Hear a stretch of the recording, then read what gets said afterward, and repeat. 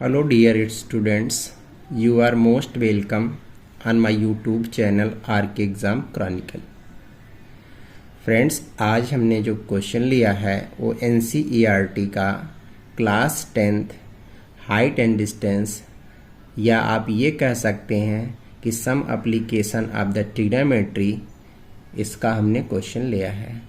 तो एक्सरसाइज 9.1 का question number 1 आज हम डिस्कशन करेंगे, जो कि बहुत ही इम्पोर्टेंट क्वेश्चन है और ये एक्सरसाइज भी बहुत इम्पोर्टेंट है। इसमें डायग्राम मेन होता है। अगर आप डायग्राम बना पाते हैं तो आप सारे क्वेश्चन को इजीली सॉल्व कर पाते हैं। तो चलिए फ्रेंड्स, स्टार्ट करते हैं पहला क्वेश्चन से। क्या कह रहा है? ये circus artist is climbing a 20 metre long rope which is tightly stretched at tight from the top of the vertical pole to the ground. Find the height of the pole if the angle made by the rope with the ground level is 30 degree.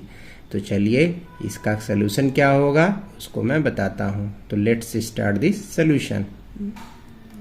तो friends देखिए, exercise क्या है आपका 9.1, question number क्या है 1। इसका diagram दिया हुआ था, क्या था देखिए, ऐसे दिया हुआ है। ये आपका ए बी जो दिया है, यहाँ दिया है ए बी एंड सी, और आपको पता है ये 30 डिग्री दिया था। ये 20 मीटर लॉन्ग रोप दिया है, यही है। कोई सर्कट आर्टिस्ट है, इसको पकड़ के ऐसे चढ़ता है ऊपर। पूछ रहा है इसमें ऐसा कुछ दिया हुआ है। क्या पूछ रहा था? पूछ रहा था कि हाइट ऑफ द पोल, ये पोल है, ए बी आपका क्या है? पोल है। इसी की हाइट पूछ रहा है, इसको आप एच मान लीजिएगा।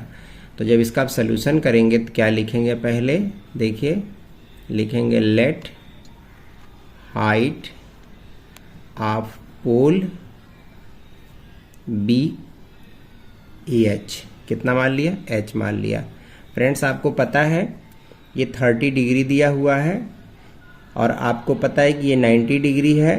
अगर इसमें आप पाइथागोरस थ्योरम यूज़ करते हैं या पाइथागोरस थ्योरम ना यूज़ करिए, आपको ट्रिग्नोमेट्री पता है, आपने पढ़ा होगा टी रेशियो के बारे में, उसी के हेल्प से ये क्वेश्चन सॉल्व होगा। तो याद रखिए, ये परपेंडिकुलर है, ये हाइपोटेनस है, और परपेंडिकुलर अपॉन हाइपोटेनस किस में होता है? साइन 30। तो आप लिखेंगे क्या? इन ट्रायंगल ABC में क्या लिखेंगे? Sine 30 degree is equal to होता क्या है? परपेंडिकुलर अपान एच, मतलब हाइपोटेनस, मतलब एच अपान कितना? 20। द वैल्यू ऑफ साइन 30 कितना होता है? 1/2 होता है फ्रेंड्स। ये एच अपान 20 क्रॉस मल्टीप्लाई कर दीजिएगा तो 2h equals to 20। Now h equals to 20/2, that is 10 metre. तो इसकी हाइट कितनी हो गई बता दीजिए? 10 मीटर हो गई फ्रेंड्स। ये था आपका आंसर पहले क्वेश्चन का। अब हम लोग देखते हैं क्वेश्चन नंबर 2 इसका। क्वेश्चन नंबर 2 काफ़ी इंपॉर्टेंट है। कह रहा है ये tree breaks due to the storm and the broken part bends so that the top of the tree touches the ground making an angle of 30 degree with it. The distance between the foot of the tree to the point where the top touches the ground is 8 meter. Find the height of the tree. तो ये friends इसका diagram नहीं दिया हुआ है, इसका figure हमें बनाना होगा, और इसका फिगर देखिए कैसे बनेगा वो मैं आपको बताता हूँ। और मैंने कहा कि ये इम्पॉर्टेंट क्वेश्चन है। तो चलिए क्वेश्चन नंबर 2 को काफ़ी ध्यान से देखिएगा, जो कि इम्पॉर्टेंट है। क्या कह रहा था? कह रहा था कि ये tree breaks due to the storm. Friends book आपके भी पास होगा, तो मैं अभी यहाँ एक ट्री पहले बना देता हूँ, ध्यान से समझिएगा। ये ट्री था, सपोज करिए ए बी क्या है? ट्री है। यहाँ से ये ब्रेक कर जाता है, ब्रेक करने के बाद इसको मान लीजिए पॉइंट सी से ब्रेक करता है, ये ऊपर वाला पार्ट AC पार्ट, और यही यहाँ नीचे ग्राउंड पे लगता है, मान लीजिए पॉइंट किससे? D से। और उसमें कह रहा था कि ये कितने का एंगल बनाता है? 30 डिग्री का एंगल फॉर्म कर रहा है फ्रेंड्स। और ये डिस्टेंस दिया है आपका 8 मीटर। उसमें दिया था कि the point which is 8 metre touches from the base या फुट ऑफ द ट्री, क्योंकि आपको पता है बी क्या होगा? Foot of the tree. इससे 8 मीटर डिस्टेंस पे ये जो ब्रोकन पार्ट था यहाँ पे जाके टच कर रहा था, मतलब यही AC जो है टूट करके ये पूरा CD पर है। इसका मतलब, अच्छा पूरी हाइट क्या है इसकी? पूरी हाइट हमने आपको बताया, पूरी हाइट इसकी दी हुई है AB, पूरा का पूरा ट्री AB है। अब मैं आपको बताऊं कि क्या अगर ये x होगा तो ये x नहीं होगा, बिल्कुल होगा, क्योंकि यही वाला पार्ट तो टूट करके यहाँ गिरा है और इसको फ्रेंड्स मान ले रहे हैं y। अगर हम x और y निकाल लेते हैं, दोनों ऐड कर देते हैं, तो this is the height of the tree हो जाएगा। तो आइए इसका सोल्यूशन देखते हैं फ्रेंड्स, सोल्यूशन इसका क्या होगा। सबसे पहले देखिए, आपको मैं सिंपल सी बात बताऊं कि ये परपेंडिकुलर है और ये क्या है, बेस है।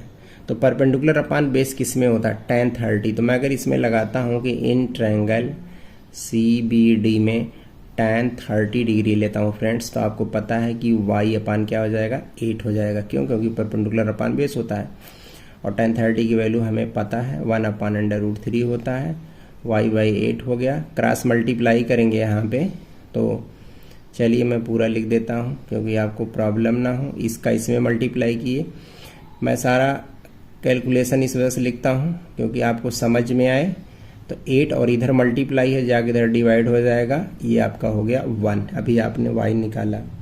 अब हम क्या निकालते हैं, x निकालने के लिए आपको पता है कि हम इसमें cos यूज़ कर देते हैं क्योंकि बेस अपान हाइपोटेनस कास में होता है। सेम ट्रायंगल में लिखेंगे, इन ट्रायंगल CBD में अगर आप cos 30 निकालते हैं, cos 30 डिग्री, तो आपको पता है बेस अपान h होता है, इसका मतलब 8 अपान क्या हो गया, x। और cos 30 की वैल्यू कितनी होती है फ्रेंड्स, √3/2। ये क्या हो गया, 8 अपान x। यहाँ भी अगर हम आपसे पूछें x क्या होगा, आप क्रॉस मल्टीप्लाई करेंगे तो √3x = 8 2 कितना हो जाएगा, 16। तो यहाँ बताइए x क्या हो जाएगा, तो आप बोलेंगे 16/√3। ये सेकेंड हो गया। अब फ्रेंड्स थोड़ा मैं इधर लिख देता हूँ, आप ध्यान दीजिएगा। y आपने ये निकाला, x ये निकाला, और ये x + y अगर ऐड कर देते हैं तो पूरी AB निकल जाएगी। तो AB = बताइए, x कितना निकाला है, 16/√3 + 8/√3। डिनोमिनेटर सेम है, दोनों ऐड हो जाएगा तो ये कितना आ जाएगा, 24/√3। हमेशा याद रखिए कि डिनोमिनेटर में जो डिनोमिनेटर होता है वो अंडर रूट में नहीं होता है, इसको रेशनलाइज करेंगे, अंडर√3 से ऊपर नीचे मल्टीप्लाई, तो 24/√3 हुआ। और आपको पता है यहाँ पे कितना हो जाएगा, 3 हो जाएगा, क्योंकि √3 का मल्टीप्लाई √3 में तो 3 8 8 बार में कैंसिल हो जाएगा, तो 8/√3। इतना मीटर फ्रेंड्स क्या है आपका, ये this is the height of the tree. तो यही आपका आंसर है। काफ़ी अच्छा क्वेश्चन था जिसको मैंने आप लोग को डिस्कशन किया और बताया। तो ये था क्वेश्चन नंबर 2 फ्रेंड्स। तो फ्रेंड्स इस तरीके से क्वेश्चन नंबर 2 था। क्वेश्चन नंबर 3 फ्रेंड्स हम बताएं, अभी हमने 3 मैं नहीं बता रहा हूँ। अगर आपको ये वीडियो समझ में आता है, आपको ये क्वेश्चन समझ में आता है, तो इसको लाइक शेयर सब्सक्राइब करिएगा, कमेंट करिएगा। आपके रिस्पांस पे मैं इसको आगे कंटिन्यू करूँगा और सारे क्वेश्चंस इसका सलूशन करूँगा। और अगर आप जो भी हैं आप देखते हैं, आपको समझ में आता है, आप चाहते हैं कि मैं लगातार इस तरह वीडियो बनाऊँ, तो प्लीज़ इसको आप सब्सक्राइब शेयर और कमेंट ज़रूर करके बताएं, जिससे मैं इसको आगे कंटिन्यू कर सकूं। तो thank you so much to watch my video.